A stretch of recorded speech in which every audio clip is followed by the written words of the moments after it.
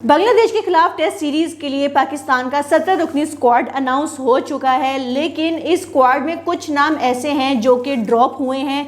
वो नाम कौन से हैं मैं आपको बताती चलूं।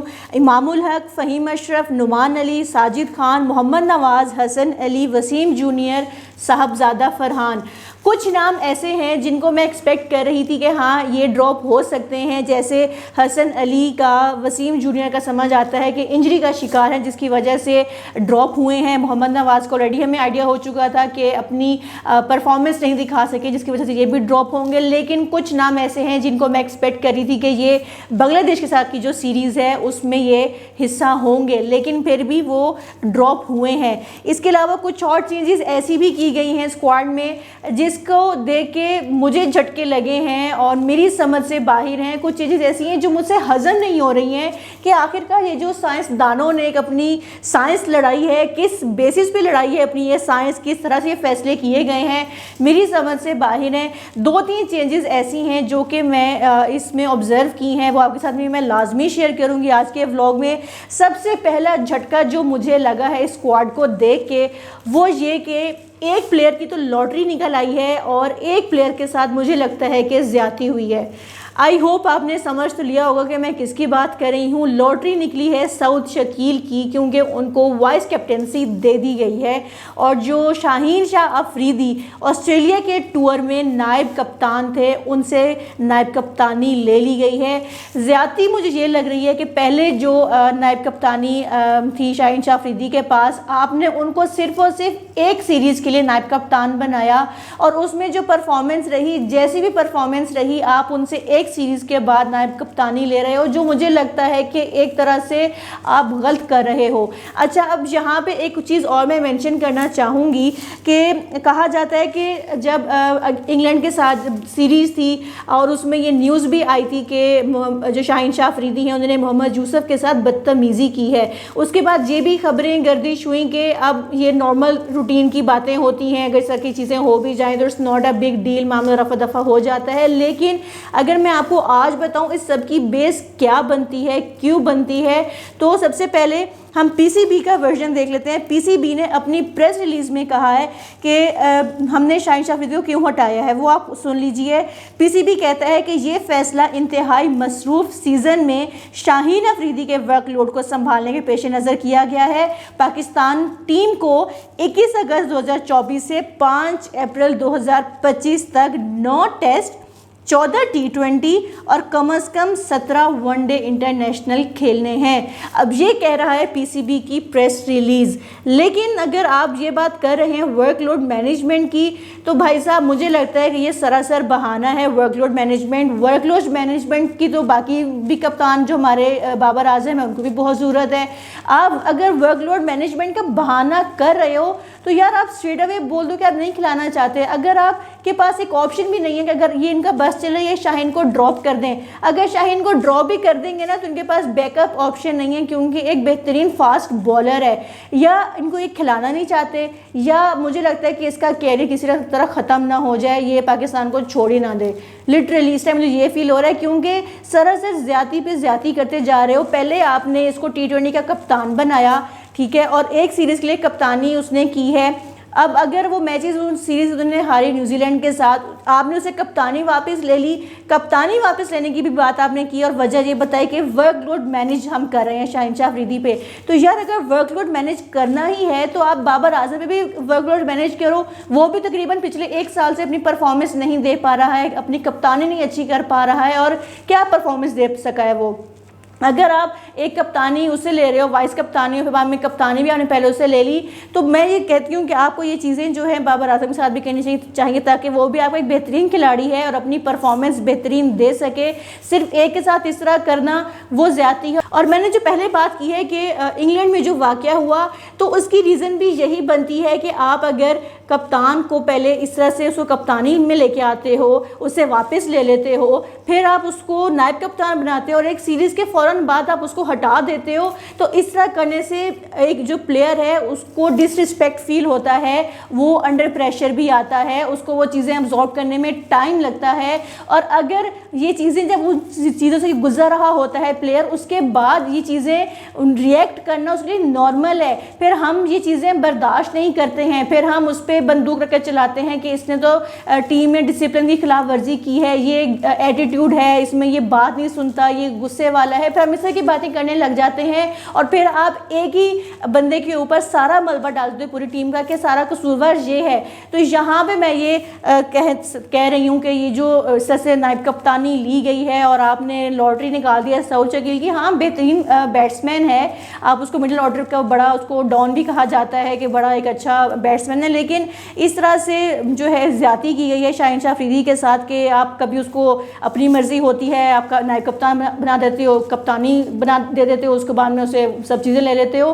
तो इस तरह से नहीं होना चाहिए। आप जो एक प्लेयर है उसके साथ भी ये एक तरह से ज़्यादती है। और अगर आप वर्कलोड मैनेजमेंट का बहाना कर रहे हैं तो मेरा जो एनालिसिस है वो ये कि हमारे जो बाबर आजम कप्तान हैं उनके साथ भी आप वर्कलोड मैनेजमेंट की जो पॉलिसी है वो अपनाएं, क्योंकि Babar Azam as a player भी अपनी परफॉर्मेंस नहीं दे पा रहे हैं। यहाँ पे मैं एक और चेंज की बात करूँ, जो चेंज की गई है इसमें एक नाम ऐसा है जिसको ड्रॉप कर दिया गया है और उसकी रीज़न मेरे सामने अभी तक नहीं आ रही है। जो पीसीबी रीज़न देता है मैं आपको भी बताती हूँ।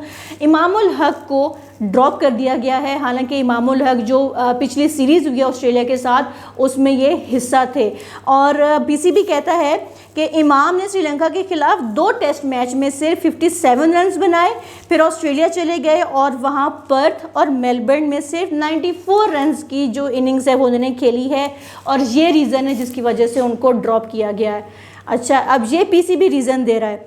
दूसरी तरफ अगर हम बात कर लें साइम अयूब की, तो साइम अयूब की अगर हम बात करते हैं, इसमें आयरलैंड के खिलाफ जो उसने मैच खेला T20 में, उसमें 17 रन्स बनाए T20 वर्ल्ड कप में, और जब कनाडा के खिलाफ मैच खेले तो सिर्फ और सिर्फ 6 रन्स बनाए। अच्छा, अब उसके बाद आप परफॉर्मेंस की बात कर रहे हो तो ऑस्ट्रेलिया में जो परफॉर्मेंस रही है साइम अयूब की, उसमें सिडनी में इसने जो फर्स्ट इनिंग खेली उसमें सिर्फ और सिर्फ अंडा 0 रन्स। उसके बाद जो सेकेंड इनिंग खेली है उसमें इसने सिर्फ और सिर्फ 17 रन्स बनाए हैं। यार मुझे समझ नहीं आ रही है, जो तनख्वाह से प्यार करने वाली हमारी सिलेक्शन कमेटी है ये किस बिना पे फ़ैसले कर रही है। अगर आप परफॉर्मेंस की बिना पे फ़ैसले कर रहे हो तो इनमें से इमाम बेहतर है या साइम अयूब बेहतर है। साइम अयूब जो पिछले 25 T20 मैचेस में परफॉर्म नहीं कर पा रहा है, आपने उसको बार बार स्क्वाड का हिस्सा बनाया और आपने जो है एक बेहतरीन जो ओपनिंग जोड़ी थी बाबर की रिजवान की वो तोड़ दी। अब आप जो है जो सिलेक्शन कमेटी है, क्या एक बार फिर से जो टेस्ट मैच की एक बेहतरीन ओपनिंग जोड़ी है अब्दुल्ला शफीक की और इमामुल हक की, क्या आप इसको भी तबाह करने वाले हो? यह लिटरली मेरी इस टाइम समझ से बाहर है कि ये किस बिना पे किस तरह से फैसले किए जा रहे हैं। और पाकिस्तान ने जो अपनी आखिरी सीरीज़ खेली है उसमें 3-0 से पाकिस्तान को शिकस्त हुई थी। तो मतलब इमाम को ड्रॉप करने के लिए इसलिए किया है ड्रॉप कि पाकिस्तान ने जो है ऑस्ट्रेलिया से कोई मतलब सीरीज़ इस तरह से वो हार गए थे, ऑस्ट्रेलिया में परफॉर्मेंस नहीं दी है। तो भाई साहब किसी प्लेयर ने जो है परफॉर्मेंस नहीं दी थी ऑस्ट्रेलिया के साथ जो टेस्ट में सीरीज़ हुई थी, तो उसमें पूरी टीम ही फ्लॉप थी। अब इसमें किसी एक प्लेयर को छुरी के नीचे ले आना ये गलत चीज़ है। हालांकि अगर अब देखा जाए तो इमामुल हक बड़ी देर से परफॉर्मेंस करते हुए नज़र आ रहे हैं, एक फॉर्म में प्लेयर वो नज़र आ रहा है। कभी वो गन इंस्टीट्यूट में ट्रेनिंग कर रहा है, कभी वो प्राइवेट क्लब में ट्रेनिंग कर रहा है, NCA में ट्रेनिंग कर रहा है। तो जो एक प्लेयर पिछले इतने अरसे से परफॉर्म नहीं कर रहा, बजाय आप उसको ड्रॉप करो, आप उसको कहो कि जाके तुम डोमेस्टिक खेलो, अपने आप को फॉर्म में लेके आओ।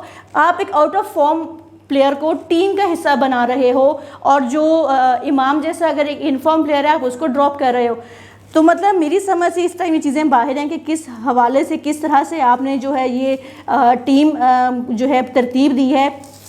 एक चीज़ और जो कि मुझे बहुत स्ट्रेंज लगी कि पिंडी जैसी पिच पे एक डेड विकेट मैं कहूँगी उसको, कि आप उस पिच पे आपके मैचेस होने हैं और आप उसमें 5 से 6 फास्ट बॉलर्स लेके जा रहे हो और एक स्पिनर अबरार अहमद को आपने शामिल किया। मतलब यार कितना ये इस टाइम स्ट्रेंज चीज़ है कि आपके पास कोई सेकंड ऑप्शन ही नहीं है, आपके पास कोई सेकंड स्पिनर नहीं है। क्या पाकिस्तानी टीम में स्पिनर्स ही ख़त्म हो गए हैं? चलें, उस्मान कादिर का काफ़ी नाम एक सामने आ रहा था कि उस्मान कादिर को जो है शामिल किया जा सकता है स्क्वाड में। और अभी जब कराची में भी जो पाकिस्तान चाइनीज़ के साथ ट्रेनिंग कर रहे थे ट्रेनिंग कैंप में, तब भी उनकी हमने देखी परफॉर्मेंस की कितनी ज़बरदस्त फॉर्म में थे, आपने उनको नहीं शामिल किया। आपके पास जो यासिर शाह जैसा टैलेंट है आपने उसको ज़ाया कर रहे हो। आपके पास नुमान अली हैं, पहले आपने उनको ऑस्ट्रेलिया के साथ सीरीज़ में ड्रॉप किया कि इंजरी का शिकार है, अब आप उनको शामिल नहीं कर रहे हो। मतलब यार एक इंसान के पास सेकंड ऑप्शन भी होती है अपने स्पिनर्स की,